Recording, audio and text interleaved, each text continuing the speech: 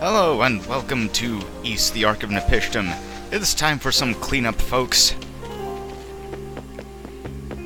There are a few things we can do, and I'm pretty much obliged to do before we actually move on in the story. But, let's talk to the people first. See what they have to say. Oh, right.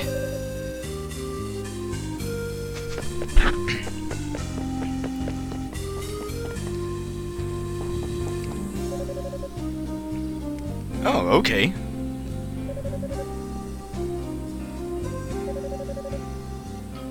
How much? Yeah, I don't think we've used that much throughout the whole game. We're going to have to resort to other means to get that Emulus.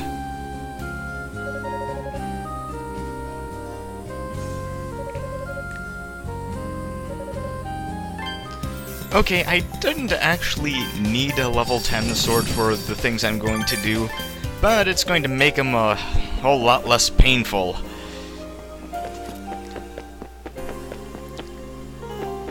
Okay, there's nothing I can really buy now. So what I'm going to be doing is getting the wayward Pickards and also doing a hell of a lot of other things.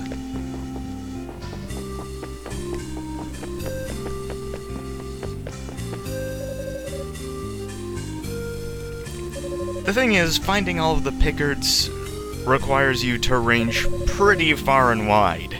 As in, you have to revisit pretty much every single place in the island in order to find them all.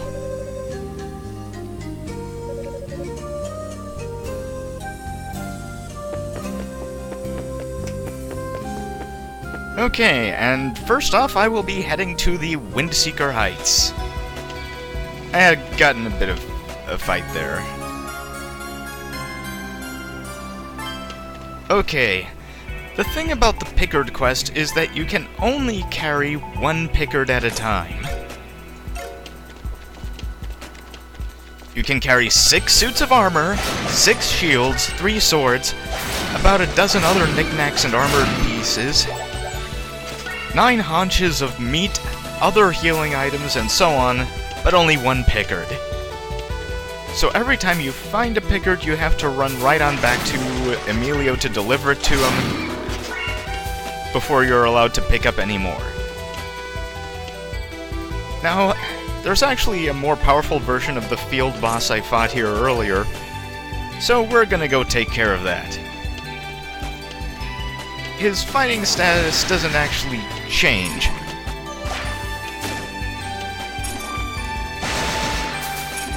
You just have to be more careful because he deals a ton more damage, like so.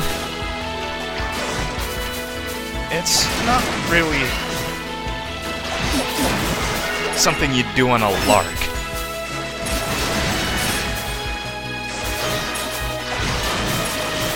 In any case, there will be bigger rewards for thrashing him this time.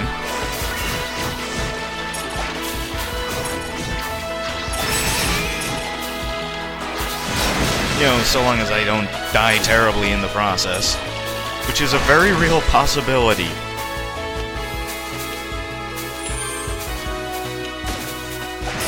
Thankfully, Ark of Nepishtim still allows me to use healing items, which I take great advantage of.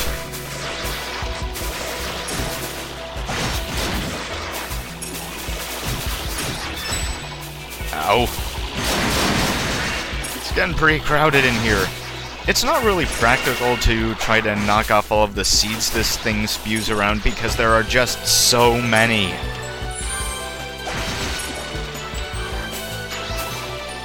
Just do the best you can to swamp the boss, and that's about it.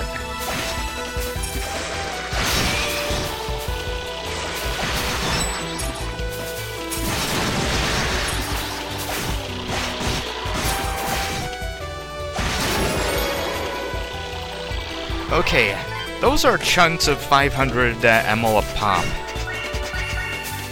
No, wait, probably more.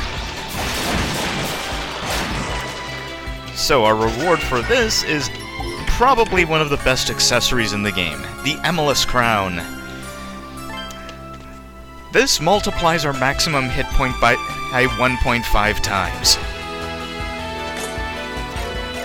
We will not be removing this under any circumstances whatsoever.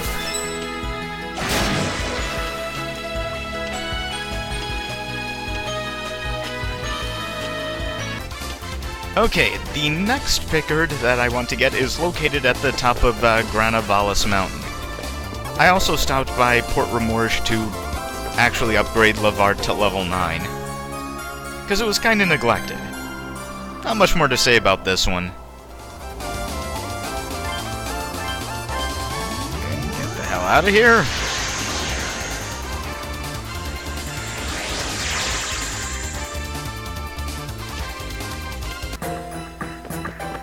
Okay. There's a Pickard at the end of the Ruins of Amnesia, but there's something else I want to get here. The Black Tabula. Okay.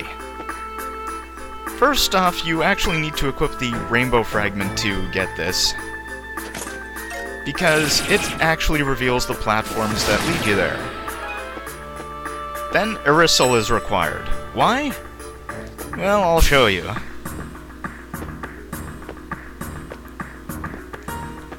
You see, because of that pillar in the way, you can't actually jump the gap. You have to lightning dash over it like so.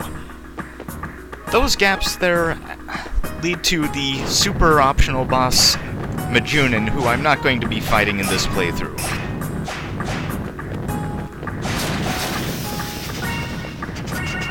In any case, once you smash these spirits, you'll be able to open the box.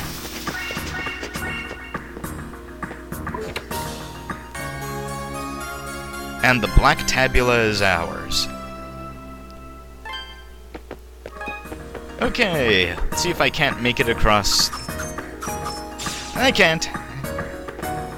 See you in a bit. Okay. The third Pickard is actually located at the save point at the end of the Ruins of Amnesia. This is because the emergence of the Ark has actually blocked off the way to Zemeth Sanctum, so you can't actually go any further.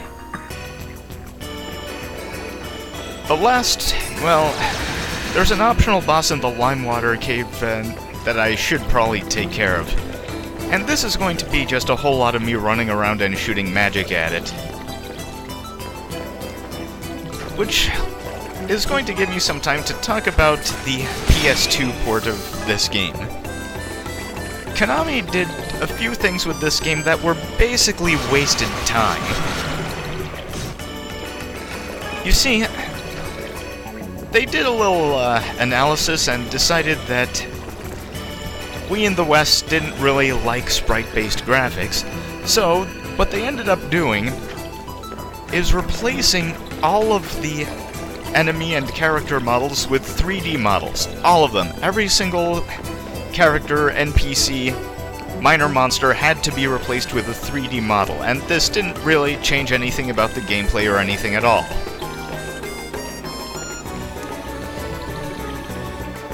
The second edition were the CG intros, which you can probably find anywhere you want on YouTube. And they had a kind of a problem with that, in that they kind of insisted on trying to render all of these anime-esque designs somewhat, quote-unquote, realistically in CG, which means that the PlayStation 2 intro to this game is pretty Uncanny Valley-tastic.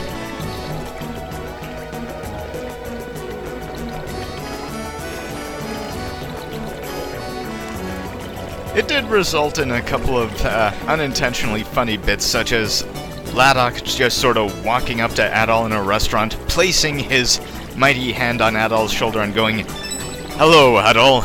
Would you like to travel the world together?" So it might be worth looking up just for a larf.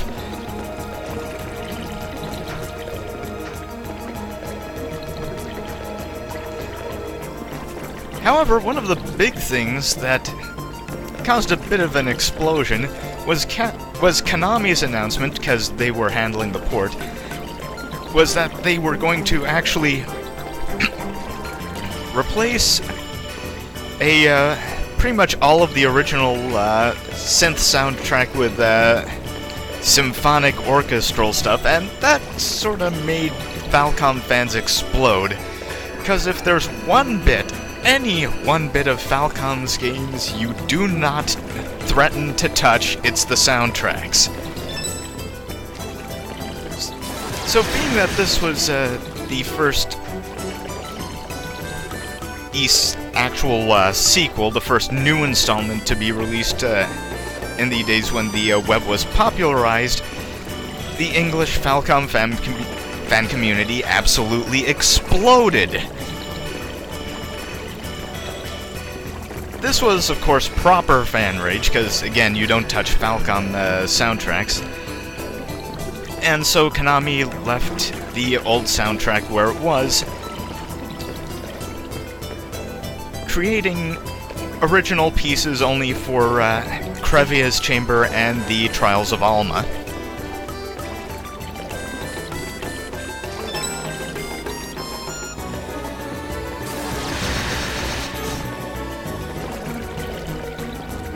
Got not much to say on this one. It's exactly the same as the old one when we fought it during our first trip through the Limewater Cave.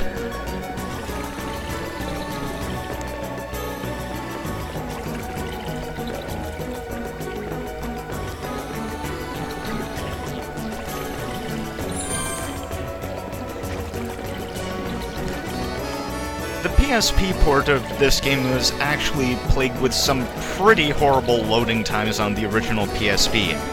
I've been told and shown that it's much better on later versions like the PSP Slim and so on. And the PSP version actually does keep the sprite work instead of the PlayStation 2's 3D models.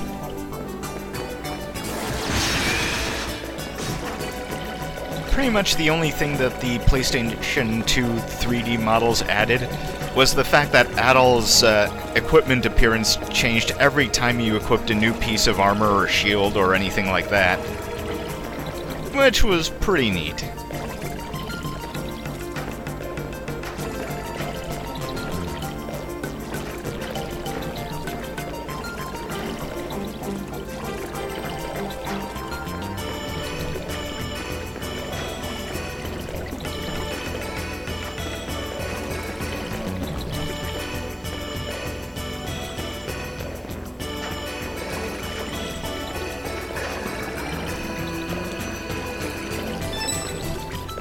Okay, not much more to go on this one.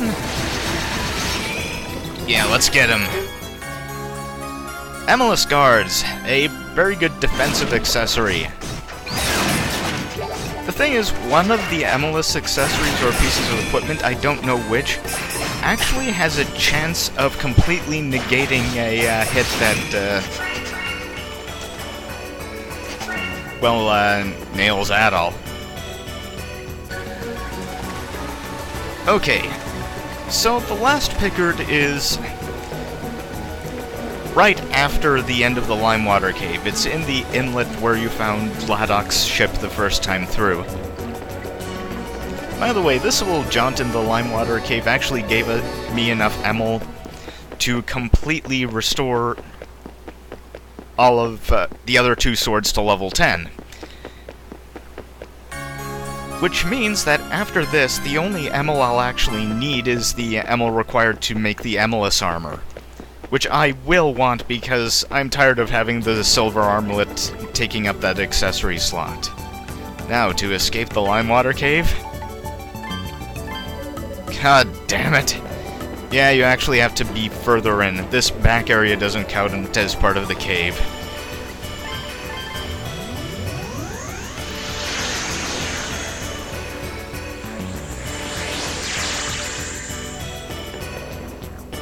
Okay, there is actually another Overworld boss near here that I could technically try to beat, but I don't want to tackle that without the ultimate armor and shield.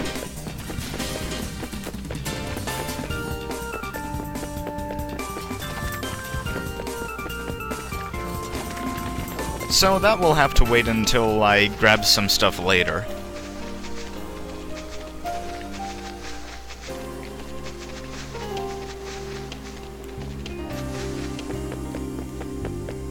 But first, returning the last Pickard. Here you go.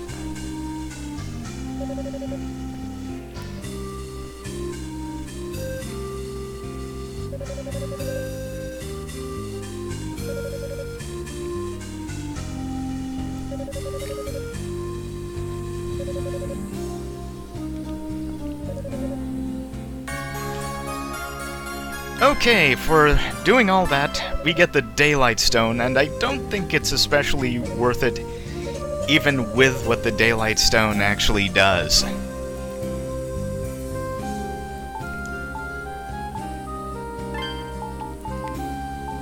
Okay, the Daylight Stone will revive you with full health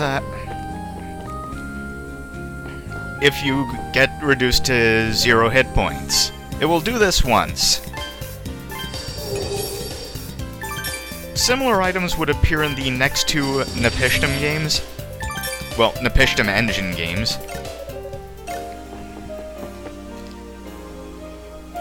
However, this one is by far the hardest to get, and it's probably not worth going through all the effort to do it.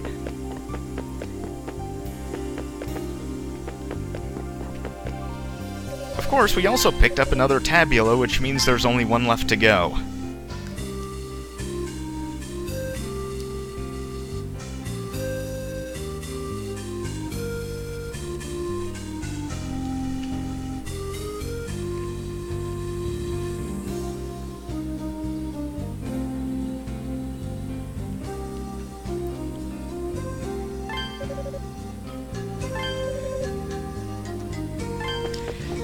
I would read the tabulas out myself, however I do not have Un's storybook narration voice. Sorry.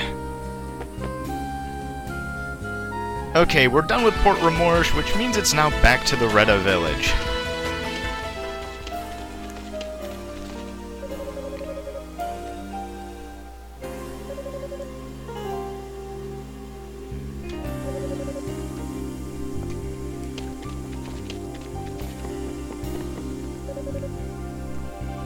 Oh yeah, gold is still useful to us. And I'll show you one of the reasons why very soon.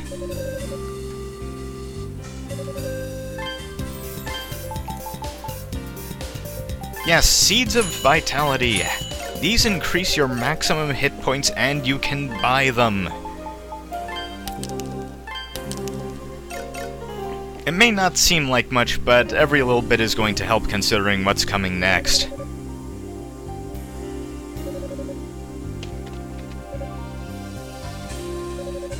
Sir Red Hair. I guess that's the logical conclusion, isn't it?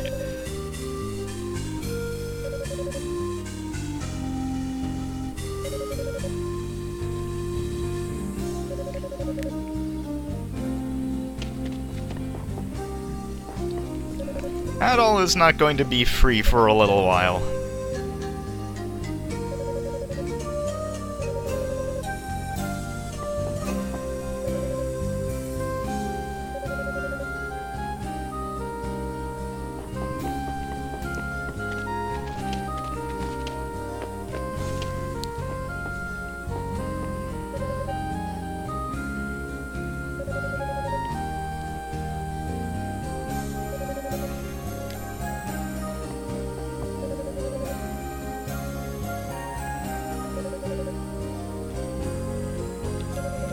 Yeah, we're going to have to check on Chief Ord.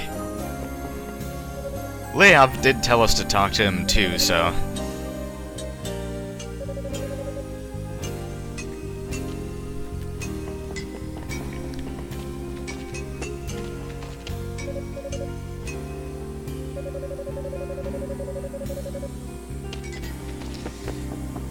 yeah, that's the best we're gonna get out of him.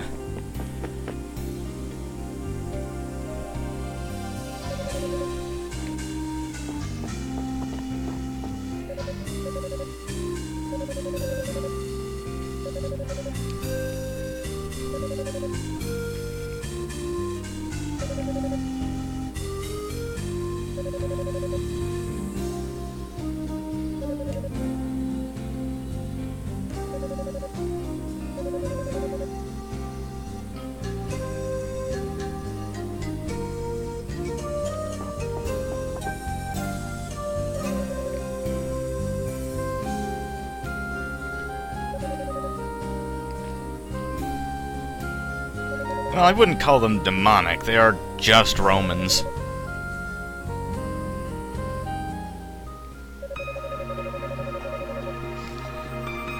Yeah, considering that the East setting doesn't operate on bizarrely huge timescales, the unimaginably distant past in this case would be about 1,000 years ago.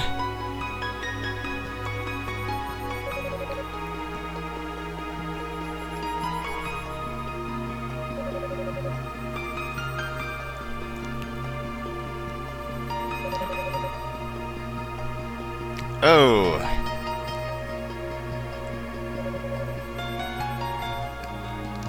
Let me guess, it didn't work out too well.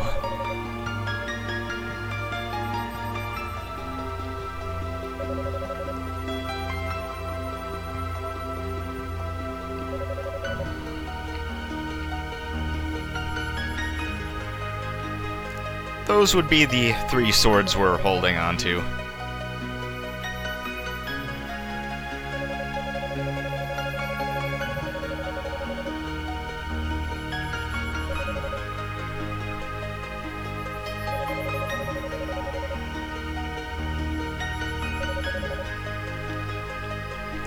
That's right. Ernst is a member of the Darkness Clan.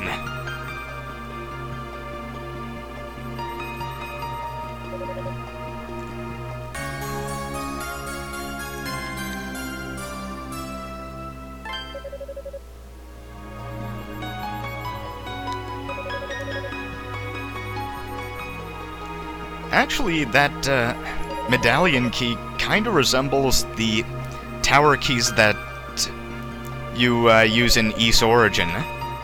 And considering who made them, well, that's not too surprising either.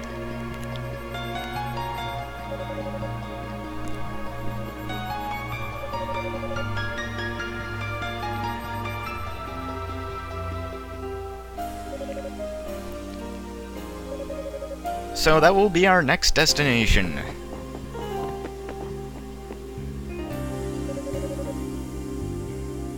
Yep.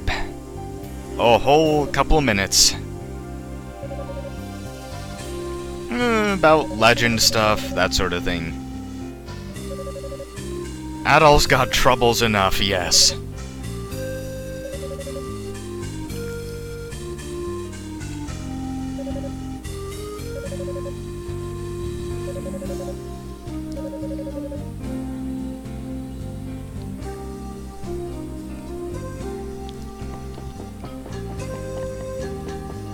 Okay, that about cleans up everything I can do right now.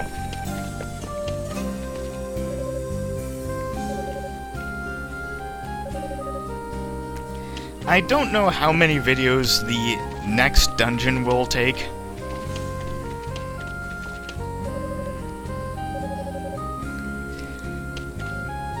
But we'll just have to see how it all works out. So, that's it for now, and next time on Ys the Ark of Nepishtim, we go to the Forgotten City. See you then, bye.